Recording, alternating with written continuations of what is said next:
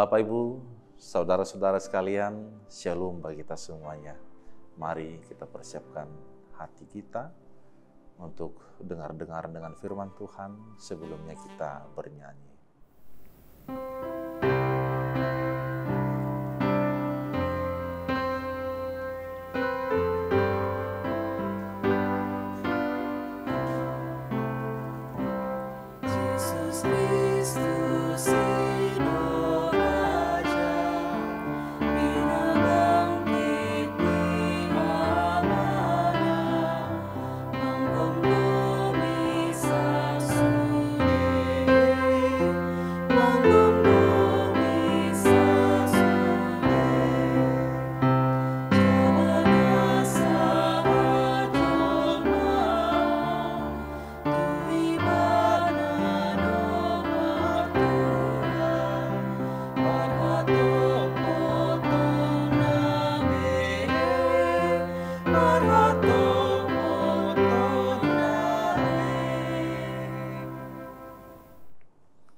Kita berdoa.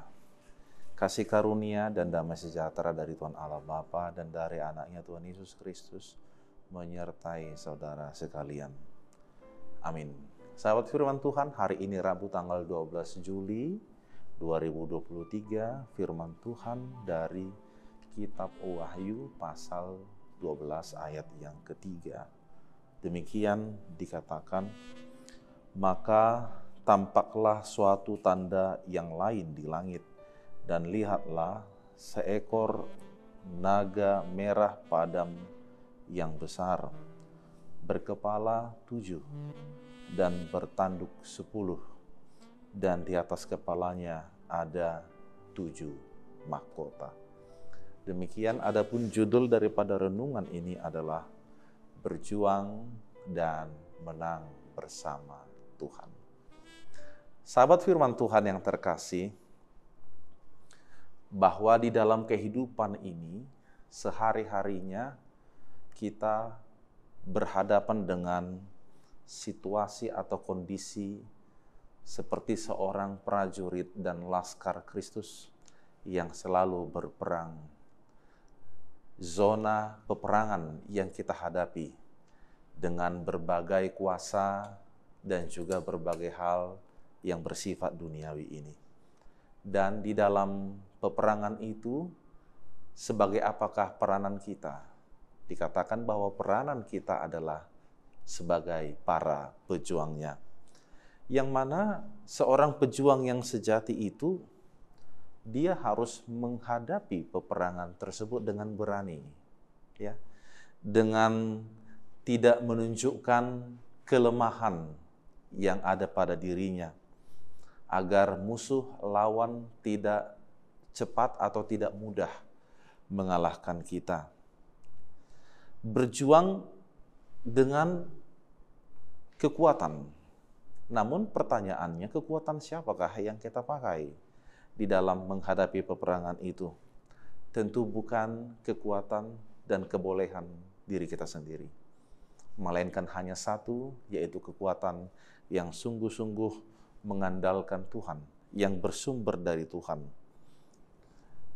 Kita masuk di dalam peperangan, dan peperangan yang dimaksud adalah peperangan yang sungguh-sungguh dapat menunjukkan bahwa kita adalah pemenangnya. Pertanyaannya, siapakah yang menjadi lawan kita? Atau siapakah yang menjadi musuh kita? Musuh kita bukanlah berbentuk seperti melihat seseorang atau siapapun itu. Tetapi yang kita lawan adalah iblis. Kita sedang mengalami peperangan rohani melawan iblis. Walaupun dia kuat, walaupun dia kelihatan berkuasa, dan bahkan sengatannya begitu dahsyat, tetapi kita percaya iblis di dalam berbagai kekuatannya itu, atau di dalam berbagai kehebatannya itu, bagaimanapun dia pasti kalah, pasti ditundukkan atau dipatahkan oleh Yesus Kristus.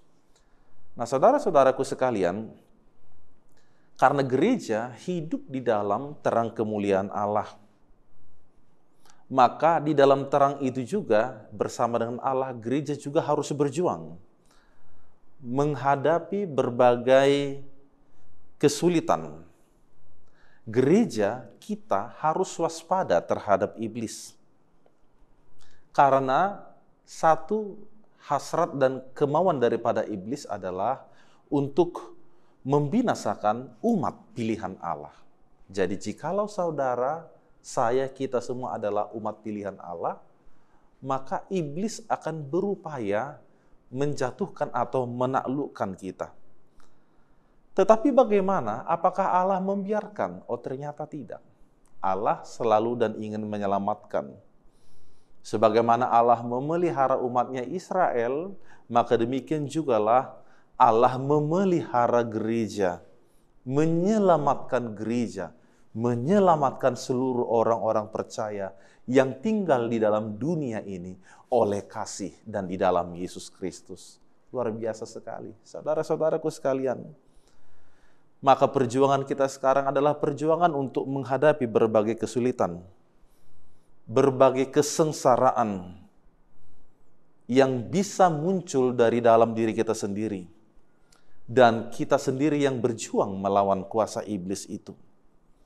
Digambarkan tadi bahwa ia seperti naga merah padam yang besar. Artinya yang seperti makhluk yang paling menyeramkan di dunia ini. Yang memiliki kuasa, memiliki tahta, yang memiliki sengat dengan berbagai mahkota yang ada padanya. Namun dikatakan dia tidak berdaya di hadapan Tuhan yang memelihara kehidupan kita. Oleh karena itu sahabat firman Tuhan, kita pantas bersyukur. Meskipun kita berbagai kesulitan dan kesengsaraan kita alami di dalam hidup ini, tetapi di dalam perjuangan iman kita, Yesus memenangkan kita.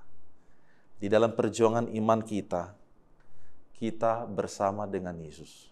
Dan kita tidak berjuang sendiri. Kita berjuang bersama-sama dengan Tuhan. Percayalah, Tuhan tahu apa yang kita butuhkan di dalam kehidupan ini. Dan biarlah hanya Tuhan yang menyediakan segala apa yang baik di dalam diri kita. Dikatakan tadi di dalam judul renungan ini, berjuang dan menang bersama dengan Tuhan. Sahabat firman Tuhan, dimanapun saudara berada, jangan pernah berputus asa. Jangan pernah menyerah. Jangan pernah menganggap sesuatu hal yang kita pandang di dalam hidup ini dari sisi pesimis kita. Jangan kita pernah merasa bahwa kesia-siaan dari segala sesuatu upaya kita. Apapun kesulitan, apapun perjuangan kita, ketika kita berjuang di dalam iman bersama dengan Tuhan, percayalah, Dia sanggup memulihkan, Dia sanggup menolong, Dia sanggup menghantarkan dan menyelamatkan kita di dalam kebaikan.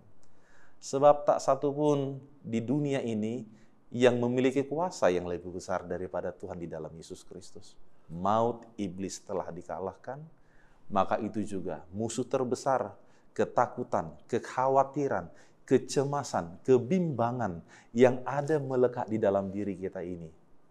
Percayalah, di dalam nama Yesus, kita akan menjadi pemenang. Kita mampu diangkat dan diberi sebuah keadaan yang lebih baik selama kita tetap berserah dan percaya di dalam Tuhan. Berserah dan tetaplah menjalani kehidupan dan hari-hari ini bersama-sama dengan Tuhan. Amin, kita berdoa. Kami bersyukur kepadamu ya Tuhan Allah Bapa di surga. Lewat firman-Mu hari ini yang menyapa kami. Begitu banyak hal, begitu banyak perjuangan, begitu banyak peperangan yang kami hadapi di dalam peperangan rohani ini. Terkadang semua itu ingin memisahkan hidup kami daripada Engkau. Tetapi lewat firman-Mu ini kembali membangkitkan semangat pengharapan kami bahwa orang yang berjuang mengandalkan Tuhan di dalam iman yang teguh, kami akan menang bersama-sama dengan Tuhan. Tak satupun kuasa, beban, pergumulan di dunia ini yang tidak mampu Tuhan taklukkan. Bahkan di dalam kondisi yang paling lemah sekalipun, di saat tubuh kami sedang terbaring lemah, atau bahkan di saat kami sedang sakit, di saat kami sedang menahan pergumulan yang amat dalam, namun Engkau di dalam kasih dan kuasa-Mu sanggup memberikan segala sesuatu yang menjadi sumber sukacita di dalam hidup kami. Untuk itu Bapa, hanya Engkau sajalah pengharapan kami. Engkau sajalah andalan di dalam kehidupan kami. Biarlah Engkau yang melawat kehidupan kami sekalian, sehingga seluruh kehidupan kami ini hanya dipulihkan, hanya dimenangkan di dalam anugerah kemurahan-Mu di dalam Yesus Kristus yang tetap menyertai hidup kami. Berkati dan sertailah saudara-saudara kami yang mendengarkan renungan ini dimanapun mereka berada. Biarlah lewat renungan ini mereka dikuatkan, dimampukan, dan dibangkitkan di dalam semangat iman yang teguh untuk senantiasa menjalani kehidupan melangkah di dalam Yesus Kristus. Terpujilah nama-Mu Bapa, terimalah doa kami ini dan ampuni segala dosa-dosa kami. Anugerah Tuhan kita Yesus Kristus dan kasih setia Allah Bapa dan persekutuan Roh Kudus kiranya menyertai saudara sekalian. Amin. Shalom, Tuhan memberkati.